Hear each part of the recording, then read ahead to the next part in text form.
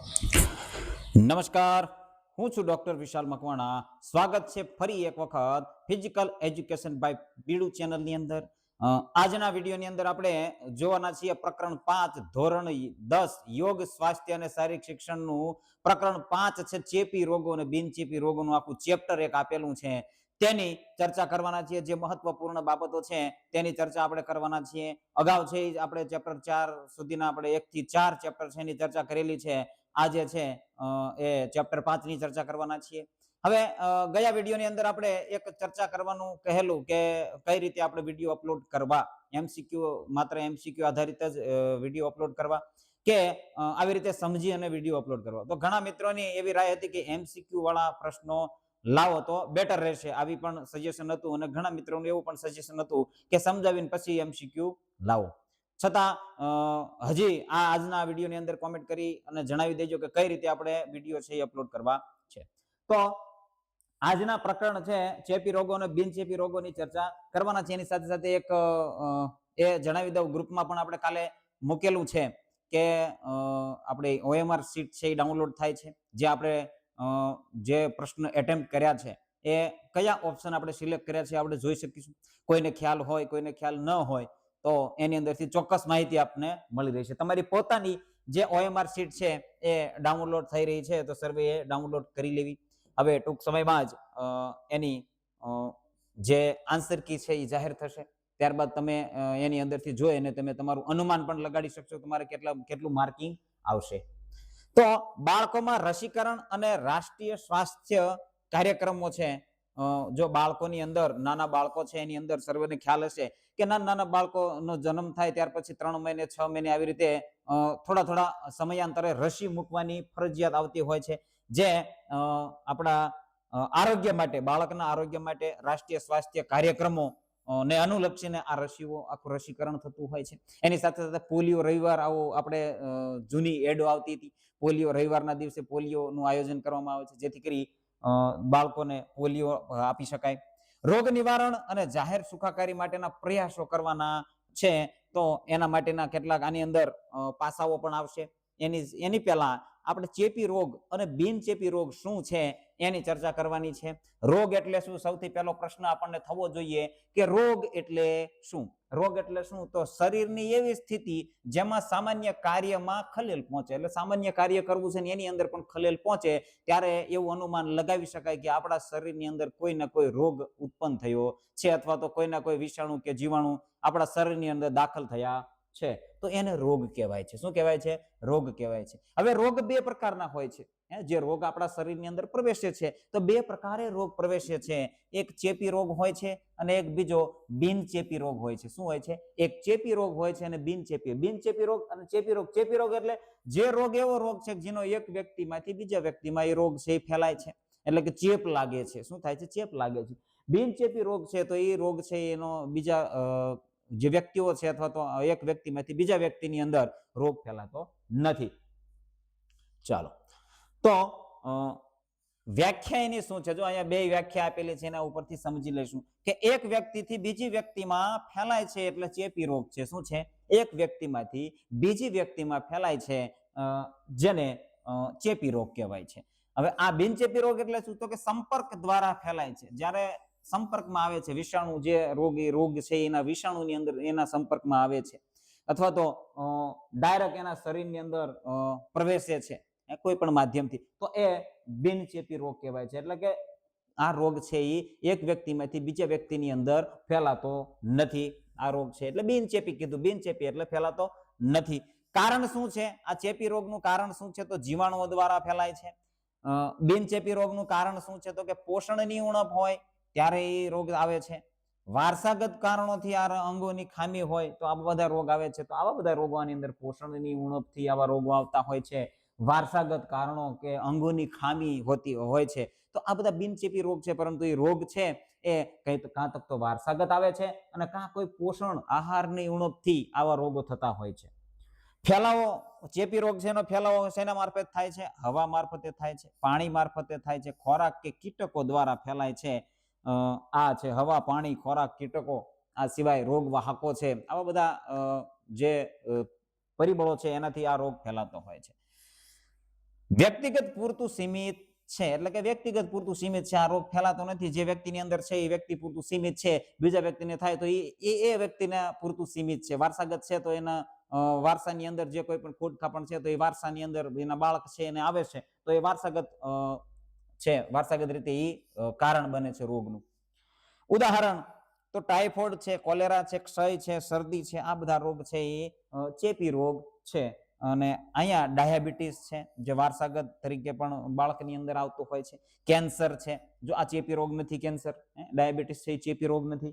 હૃદય રોગ છે, કોઈ પણ પ્રકારનો હૃદય રોગ છે તો આ ચેપી રોગ છે નહીં. તો આવા રોગ છે, જો આ ખાસ યાદ રાખવાનું, નીચેનામાંથી કયો રોગ બિનચેપી રોગ છે? આ ઓપ્શન આપ્યા હોય ડાયાબિટીસ, કેન્સર, હૃદય રોગ, આમાંથી કોઈ પણ એક ઓપ્શન આપ્યો હોય તો આપણે સિલેક્ટ કરવાનો બનતો હોય છે.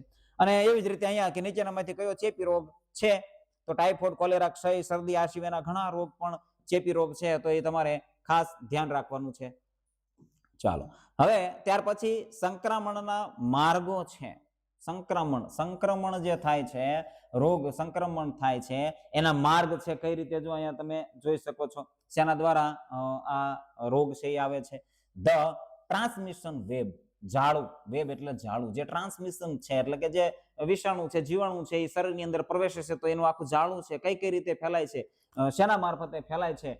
તો અહીંયા આપણને બેક્ટેરિયા આપ્યા છે. શું રોગનું કારણ શું છે? તો કે બેક્ટેરિયા દ્વારા જે રોગ ફેલાય છે. બીજું છે કે વાયરસ દ્વારા પણ ફેલાય છે, પ્રજીવો દ્વારા પણ ફેલાય છે અને ફૂગ દ્વારા પણ ફેલાય છે. જો આ દરેક રોગ છે આના દ્વારા બેક્ટેરિયા, વાયરસ, પ્રજીવક અથવા તો પ્રજીવો, ફૂગ દ્વારા પણ ફેલાય છે. તો એનું ઉદાહરણ પણ અહીંયા આપ્યું છે અને એની સામે સામે અહીંયા પણ આપેલું છે. બેક્ટેરિયા તો હવા દ્વારા, છીંક કે ખાંસી દ્વારા આ રોગ છે એ થતો હોય છે. અને ઉદાહરણ તરીકે એક ઉદાહરણ આપ્યું છે ક્ષય. આ સિવાય બીજા પણ છે, પણ આ ક્ષય છે, શરદી છે, આ બધા છીંક છે, ખાંસી છે, તો એ હવા દ્વારા ફેલાય છે. એક વ્યક્તિમાંથી બીજી વ્યક્તિમાં છીંક ખાધી હોય અને નજીકમાં બીજો વ્યક્તિ હોય તો એની અંદર આ ક્ષય થવાની સંભાવના રહે છે. વાયરસ છે તો ખોરાક અને પાણી છે, દૂષિત આહાર મારફતે. ડેન્ગ્યુ રોગ છે, ડેન્ગ્યુ રોગ છે એનોફિલિસ નામના માદા મચ્છરથી ફેલાય છે. આ રોગના ઉદાહરણ છે. અને ખોરાક પાણી દ્વારા આ ડેન્ગ્યુ છે એ ફેલાતો નથી. ખોરાક પાણી, ટાઇફોઇડ છે એ ખોરાક પાણી દ્વારા ફેલાય છે. સીધા સંપર્કથી ઘણા રોગો ફેલાતા હોય છે. કોઈ હાથ સંપર્કથી, સીધા સંપર્કથી, જે કે ફૂગ છે, દાદર છે, ખસ છે, આ ચામડીના રોગો જે છે એ સીધા સંપર્કથી એટલે કે ટચમાં આવવાથી ફેલાતા હોય છે. એવી રીતે પ્રાણીઓ કે કીટકો તો કે મચ્છર છે, કૂતરા છે, હડકવા છે, કૂતરા કરડવાથી હડકવા થાય છે. પ્લેગ છે તો ઉંદર છે, ચાંચડ છે, એના દ્વારા ફેલાય છે પ્લેગ છે. મચ્છર કરડવાથી કયા કયા રોગ થાય છે? ડેન્ગ્યુ છે, મેલેરિયા છે. તો આ બધા રોગ છે. હાથીપગો છે, આ બધા રોગ છે એ મચ્છર કરડવાથી થતા હોય છે. ચામડી દ્વારા તો જખમ મારફતે કેટલાક રોગ ફેલાય છે. જખમ એટલે આપણને કઈ પણ પ્રકારની ઈજા થઈ છે તો એના મારફતે કેટલાક રોગો ફેલાતા હોય છે. કારણ કે આ ઈજા થાય છે ને એની સાથે સાથે એની અંદર કેટલાક બેક્ટેરિયા, વાયરસ છે એની અંદર એન્ટર થતા હોય છે. દરાજ એટલે દાદર જેને કહીએ છીએ. ટાઇફોઇડ છે, એડ્સ છે, તો આ બધા રોગ છે જેનેટિક રોગ. એડ્સ છે એ જેનેટિક રોગ કહેવાય છે. ટાઇફોઇડ છે એ ખોરાક મારફતે ફેલાય છે. દરાજ છે એ સીધો સંપર્ક દ્વારા ફેલાય છે. ડેન્ગ્યુ છે એ મચ્છર દ્વારા ફેલાય છે.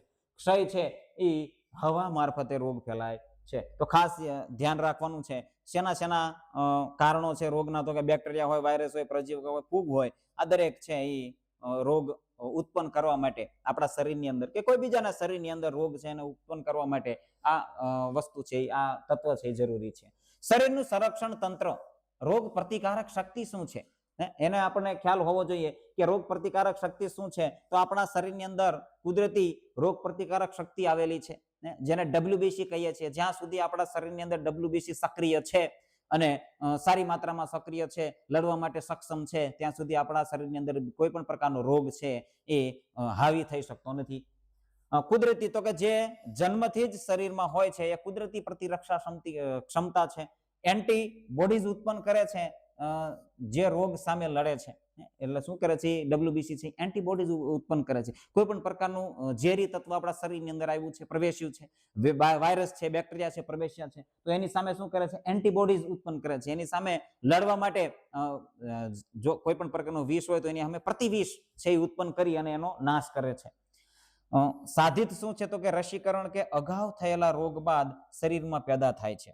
એટલે જો આ સાધિત એટલે શું? તો કે જો 3 પ્રકારની, એક તો કુદરતી છે WBC દ્વારા, અને એન્ટીબોડીઝ ઉત્પન્ન કરે છે, એટલે કે ક્યારેય પણ આપણા શરીરની અંદર રોગ થયો છે, ઉત્પન્ન થયેલો છે, તો એની એન્ટીબોડીઝ આપણા શરીરની અંદર થઈ જાય છે. ઉદાહરણ તરીકે ઘણા એવા રોગ છે કે જે આપણા શરીરની અંદર એક વખત થાય ને પછી બીજી વખત થતા નથી. એનું કારણ એ છે કે આપણા શરીરની અંદર એન્ટીબોડીઝ ઉત્પન્ન થઈ જાય છે, એટલા માટે બીજા રોગ ફરીવાર થતો નથી. સાધિત એટલે રસીકરણ કરાવવામાં આવ્યું હોય, બાળકને રસીકરણ આપવામાં આવેલું, તો આપણા શરીરની અંદર પ્રતિરક્ષા ક્ષમતા છે એ ત્યારથી જ ડેવલપ થઈ જતી હોય છે, અને ત્યારબાદ શરીરમાં એ રોગ છે એટલે કે પ્રતિરક્ષા શક્તિ છે એ પેદા થાય છે, અને રોગ છે એ પછી આપણા શરીરની અંદર એ જે રસી આપણે લીધેલી છે કે અથવા કોઈ બાળકે લીધેલી છે, તો એ રોગના જીવાણુ છે એ આપણા શરીરની અંદર કે વિષાણુ છે આપણા શરીરની અંદર અસર કરી શકતા નથી.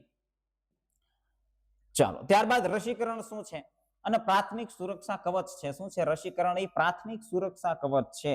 નાના બાળકથી લઈ અને રસીકરણની આખું ઝુંબેશ ઉપાડવામાં આવેલી છે, સૌને ખ્યાલ હશે. શરીરમાં નબળા જીવાણુઓ દાખલ કરી પ્રતિકારક શક્તિ વધારે છે. નબળા જીવાણુ દાખલ કરે, કેવા શરીરની અંદર દાખલ કરે? નબળા જીવાણુ દાખલ કરે છે, જેથી શું થાય? શરીરની અંદર પ્રતિરક્ષા ક્ષમતા છે એ ઉત્પન્ન થાય, ડેવલપ થાય. જન્મથી 9 માસ નો સમયગાળો છે એ રસીકરણની અંદર આવે છે. જન્મથી 9 માસ છે, 3 માસ, 9 માસ ને આવી રીતે ઘણી રસીઓ છે એ આપવામાં આવતી હોય છે.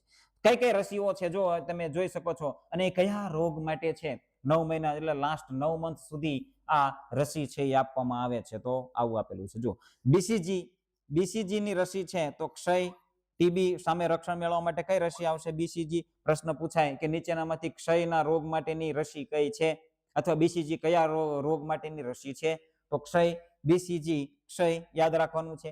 ત્યાર પછી છે ડીપીટી, ત્રિગુણી રસી પણ એને કહેવાય છે. જો ડીપીટી છે એને શું કહેવાય છે? ત્રિગુણી, 3 ગુણ, એટલે કે 3 રોગ સામે છે. જો ડિપ્થેરિયા, કાળી ખાંસી અને ધનુર.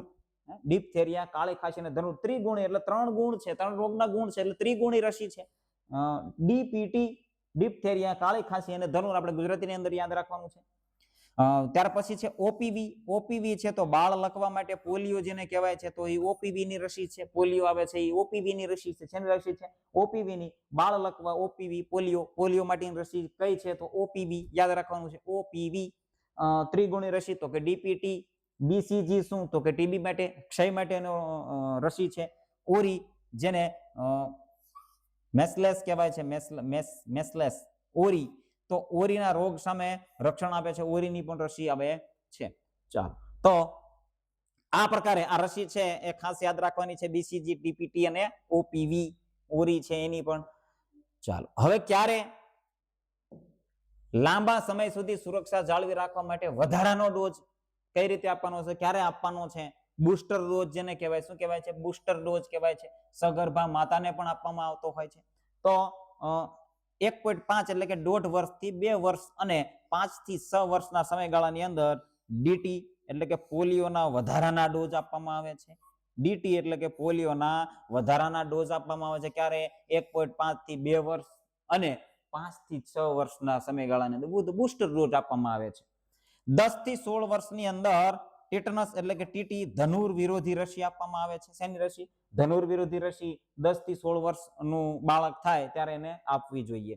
સગર્ભા માતા નું રસીકરણ ગર્ભાવસ્થા દરમિયાન ધનુરના 2 ડોઝ અથવા બુસ્ટર ડોઝ, જેથી માતા અને બાળક બંને સુરક્ષિત રહે. જેના ડોઝ આપવાના છે? ધનુરના 2 ડોઝ અથવા તો બુસ્ટર ડોઝ આપવો જોઈએ, જેથી બાળક અને બાળકની માતા છે એ બંને સુરક્ષિત રહે. આવું કહેવામાં આવેલું છે. ત્યાર પછી સ્વાસ્થ્યની સુવિધાઓ છે એની અસર, એટલે કે ભારતમાં જે મૃત્યુ દર છે એનો આંક આપણા પાઠ્યપુસ્તકની અંદર સરસ મજાનો ચાર્ટ આપેલો છે, પરંતુ આપણે અહીંયા પહેલું અને છેલ્લું લઈને આવ્યા છીએ. તો શરૂઆત 2001 થી ત્યારે કેટલો દર હતો? જે મૃત્યુ દર છે એનો મૃત્યુ દર કેટલો હતો? તો 8.74% મૃત્યુ દર હતો, જે ઘટીને વર્ષ 2012 ની અંદર 7.43% થયો છે. અને જે દરેક વર્ષ બાદ કેટલો મૃત્યુ દર ઘટ્યો છે અથવા તો ક્યારે વધેલો પણ છે. તો આવું આખો ચાર્ટ આપેલો છે પાઠ્યપુસ્તકની અંદર, તમે જોઈ શકો છો. 2001 થી 2012 ના ગાળામાં સ્વાસ્થ્ય સુવિધાઓ અને રાષ્ટ્રીય પ્રયાસોના કારણે મૃત્યુ દરમાં સતત ઘટાડો જોવા મળ્યો છે. શું કામ? તો કે સ્વાસ્થ્યની સુવિધાઓ પૂરી પાડવામાં આવી, રાષ્ટ્રીય કેટલાક એવા પ્રયાસો એટલે કે કાર્યક્રમો ચલાવવામાં આવ્યા, ઝુંબેશ ચલાવવામાં આવી, લોક જાગૃતિના કાર્યક્રમો ચલાવવામાં આવ્યા, જેના કારણે મૃત્યુ દર છે એમાં ઘટાડો થયો છે, ઘટાડો નોંધાયો છે. આ 2012 સુધીનો આંકડો છે, એ પછી કદાચ આથી પણ ઘટ્યો હોઈ શકે છે. ત્યાં આપણે અત્યારે પાઠ્યપુસ્તકની અંદર જે ચાર્ટ છે એ પ્રમાણે આપણે યાદ રાખવાનું છે. પ્રજનન અને બાળ સ્વાસ્થ્ય કાર્યક્રમ છે, તો એની અંદર શું છે? પ્રજનન અને બાળ સ્વાસ્થ્ય કાર્યક્રમ, તો બાળકો અને માતાના સ્વાસ્થ્યનું રક્ષણ માટેનું આ એની અંદર ઝુંબેશ ઉપાડવામાં આવે છે. એની અંદર ગાઈડન્સ કરવામાં આવે છે. રસીકરણ અને ઝાડા ઉલટીને નિયંત્રણ કરવા માટેનો ઝુંબેશ ચલાવવામાં આવે છે. વિટામિન એ અને આયર્ન એનિમિયા અને એને નિયંત્રણ માટે વિટામિન એ ની ગોળીઓ અને આયર્ન ની ગોળીઓ પણ આપવામાં આવતી હોય છે. રાષ્ટ્રીય સ્વાસ્થ્ય નીતિ 2002 શું કહે છે? તો સ્વાસ્થ્ય ખર્ચના 55% રકમ પ્રાથમિક ચિકિત્સા પાછળ ખર્ચવા. શું કીધું છે? સ્વાસ્થ્ય ખર્ચના 55% રકમ પ્રાથમિક ચિકિત્સા પાછળ ખર્ચવા એવું 2000 રાષ્ટ્રીય સ્વાસ્થ્ય નીતિ 2002 ની અંદર દર્શાવવામાં આવેલું છે. મેલેરિયાથી થતા મૃત્યુ દરમાં 50% સુધીનો ઘટાડવાનું લક્ષ્ય છે એ રાષ્ટ્રીય સ્વાસ્થ્ય નીતિ 2002 ની અંદર આ લક્ષ્ય છે એ રાખવામાં આવેલું છે કે 50% મેલેરિયાથી થતા મૃત્યુ દરમાં 50% જેટલો ઘટાડાનું લક્ષ્ય છે એ રાખવામાં આવ્યું હતું. તો આવો પ્રશ્ન પણ પૂછાઈ શકે છે. ક્ષય છે, ટીબી છે, એનું નિયંત્રણ કરવાનું છે. તો ક્ષય, ટીબી, ટ્યુબરક્યુલોસિસ નામના જીવાણુથી, બેક્ટેરિયાથી આ ક્ષય રોગ થાય છે. તો ડોટ્સ છે, પદ્ધતિ દ્વારા મફત નિદાન અને સારવાર, નવા કિસ્સા અટકાવવા. નવા કિસ્સાને અટકાવવાના છે, પદ્ધતિસરની સારવાર આપવાની છે, દ્વારા મફત નિદાન અને સારવાર આપવાનું છે. જો અહીંયા ફેફસા આપ્યા છે, તો ક્ષય રોગ છે એ કયા અંગને પ્રભાવિત કરે છે? તો ફેફસા, ખાસ યાદ રાખવાનું છે. મેલેરિયા નાબૂદી કાર્યક્રમો પણ ઘણા થયેલા છે. 1953 શરૂઆત થઈ. સ્વતંત્રતા સામે 7.5 કરોડ પ્રભાવિતા અને 7.5 કરોડ પ્રભાવિત થયેલા છે. મચ્છરોના ઉત્પત્તિ સ્થાનો નાશ કરવામાં અને જંતુનાશક દવાઓ છે એનો છંટકાવ કરી મચ્છરોનો નાશ કરવો, આવું મેલેરિયા નાબૂદી કાર્યક્રમની અંદર જણાવવામાં આવેલું છે. ચાલો, ત્યાર પછી આગળ જોઈએ તો રાષ્ટ્રીય એડ્સ નિયંત્રણ છે. આપણે મુખ્ય બાબતો છે, જો બધી ડિટેલની અંદર ચર્ચા કરીશું તો આપણી પાસે એટલો સમય પણ નથી, કારણ કે હવે આના પછી હવે કોમેન્ટની અંદર આવેલું છે કે એમસીક્યુ લેવા, તો એમસીક્યુ ની અંદર જે એવી બાબતો હોય એની આપણે ચર્ચા કરી લેશું. રાષ્ટ્રીય એડ્સ નિયંત્રણ કાર્યક્રમ NACO શરૂઆત ક્યારે થઈ છે? એની 1992 ની અંદર. ક્યારે થઈ છે? 1992 ની અંદર રાષ્ટ્રીય એડ્સ નિયંત્રણ કાર્યક્રમની શરૂઆત ક્યારે થઈ છે? 1992 ની અંદર. એડ્સ મુક્ત દુનિયા તરફ પ્રયાણ કરવાનું છે, એનું વાક્ય છે. એડ્સ મુક્ત દુનિયા તરફ એક પ્રયાણ કરવાનું છે. શું એનો મુખ્ય લક્ષ્યો છે? તો સંક્રમણ અટકાવવું, સુરક્ષિત વર્તણૂક માટે પ્રેરણા આપી. એટલે કે કોઈ વ્યક્તિને એડ્સ થયો છે, એની સામે સુરક્ષિત વર્તણૂક, એની સામે વર્તવું, સારી રીતે વર્તવું, એની પ્રેરણા આપવા માટે પણ આ જે કાર્યક્રમ છે એ એના માટે પણ હતો. બીજું છે મફત નિદાન કરવું અને કાઉન્સેલિંગ કરવું, ગાઈડન્સ કરવું, કાઉન્સેલિંગ કરવું, મફત નિદાન આપવું, દર્દીઓને સારવારમાં મદદ કરવી. જે પણ દર્દીઓ છે એને સારવાર માટે મદદ કરવી એ રાષ્ટ્રીય એડ્સ નિયંત્રણ કાર્યક્રમનો લક્ષ્યાંક હતું, ઉદ્દેશ્ય હતો. 1992 ની અંદર રાષ્ટ્રીય એડ્સ નિયંત્રણ કાર્યક્રમ છે એની શરૂઆત થયેલી. એને અંગ્રેજીની અંદર NACO કહેવામાં આવે છે, ખાસ યાદ રાખવાનું છે. હવે અહીંયા એક સ્વાસ્થ્ય લક્ષી એક સરસ મજાનો પિરામિડ આપેલો છે. તો ગ્રામ્ય સ્તર છે, અહીંયા તાલુકા નગર સ્તર છે, જિલ્લા સ્તર છે, રાજ્ય સ્તર છે અને રાષ્ટ્રીય સ્તર છે. ત્યાં શું હોવું જોઈએ? તો પેટા કેન્દ્રો હોવા જોઈએ. દરેક ગ્રામ્ય સ્તરની અંદર આરોગ્યના પેટા કેન્દ્રો હોવા જોઈએ, આશા વર્કર્સ હોવા જોઈએ. તાલુકા અને નગર સ્તરે સામુદાયિક અને પ્રાથમિક આરોગ્ય કેન્દ્રો ત્યાં હોવા જોઈએ. સામુદાયિક આરોગ્ય કેન્દ્ર અને પ્રાથમિક આરોગ્ય કેન્દ્ર હોવા જોઈએ. જિલ્લા સ્તર ઉપર સિવિલ હોસ્પિટલ, દરેક જિલ્લાની અંદર સિવિલ હોસ્પિટલ અને જિલ્લા સ્વાસ્થ્ય કચેરી હોવી જોઈએ. રાજ્ય સ્તર ઉપર રાજ્યના આરોગ્ય વિભાગો હોવા જોઈએ. કેન્દ્રીય આરોગ્ય મંત્રાલય, આખું મંત્રાલય હોવું જોઈએ, આરોગ્ય મંત્રાલય હોવું જોઈએ. તો આવું આખું પિરામિડ આપણને આવેલું છે. ગ્રામ્ય સ્તરથી રાષ્ટ્રીય સ્તર સુધી શું અને કઈ રીતે સ્ટેપ બાય સ્ટેપ હોવું જોઈએ એની ચર્ચા કરવામાં આવેલી છે. સ્વાસ્થ્ય જીવન માટે એક્શન ફ્રેમવર્ક શું છે? ફ્રેમવર્ક શું છે? તો આજુબાજુમાં સ્વચ્છતા જાળવવાની છે. મુખ્ય છે બાબત કે રોગથી દૂર રહેવું છે તો સ્વચ્છતા તમારે જાળવવી ફરજિયાત છે. શુદ્ધ પાણી પીવાનું છે અને પૌષ્ટિક આહાર લેવાનો છે. શું કીધું છે? શુદ્ધ પાણી પીવાનું છે, પીવાલાયક પાણી છે એ શુદ્ધ હોવું જોઈએ અને પૌષ્ટિક આહાર લેવાનો છે. સમયસર રસીકરણ કરવું જોઈએ. રસીકરણ છે એનો સમય મર્યાદા છે, એની અંદર સમયસર જે પણ પ્રકારની રસી લેવાની છે, કોઈ પણ હોય, બીસીજી હોય, ડીપીટી હોય, કોઈ પણ રસી હોય એ તમારે સમયસર લઈ લેવાની છે અથવા તો તમારા બાળકને સમયસર આપી દેવાની છે.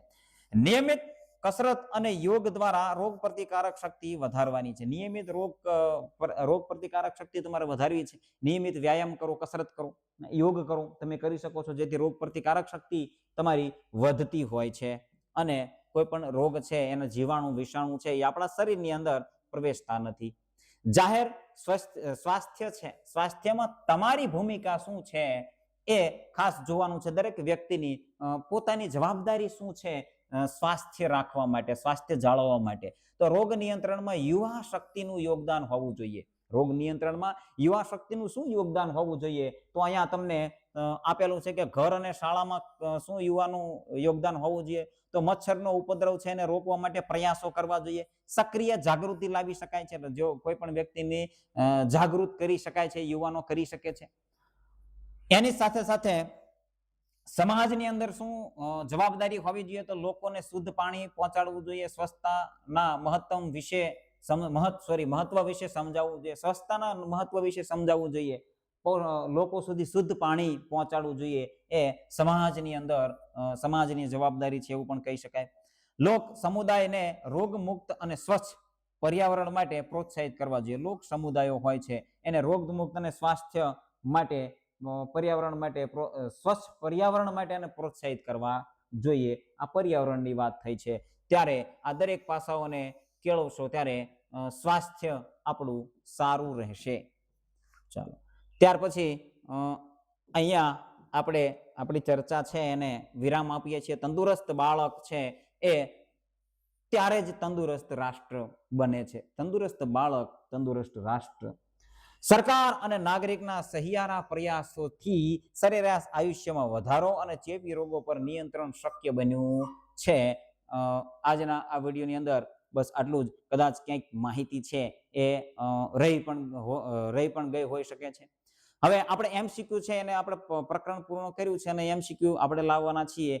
ગયા વિડીયોનું પણ એમસીક્યુ આપણે આવતા વિડીયોની અંદર લાવશું, કારણ કે હજી તૈયાર થયું નથી. એટલે આપણે આ પીપીટી છે એને તૈયાર હતી એટલે આનો વિડીયો છે આપણે પહેલા અપલોડ કરી દઈશું. પછી આના પ્રશ્નો પણ આપણે લાવશું. એમસીક્યુ તરીકે સ્વરૂપે આપણે વિડીયો અપલોડ કરી દઈશું. તો આજના વિડીયોની અંદર બસ આટલું જ. બન્યા રહેજો આ ચેનલની અંદર.